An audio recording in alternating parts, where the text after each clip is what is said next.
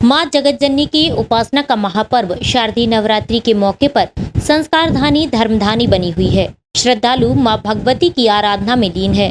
मंदिरों सहित देवी पंडालों में सुबह शाम पूजन अर्चन का क्रम जारी है। वहीं पंडालों में विराजमान मां भगवती के दर्शन के लिए शाम से ही श्रद्धालु घर से निकल रहे हैं और पंडालों पर भारी जनसैलाब देखा जा रहा है। पंडालों में विराजमान मां भगवती की भव्य प्रतिमा के दर्शन कर श्रद्धालु परिवार के लिए मंगल कामना कर रहे हैं। आप भी एसके न्यूज चैनल के माध्यम से संस्कारधानी में विराजमान मां भगवती के सुंदर स्वरूपों के दर्शन कीजिए।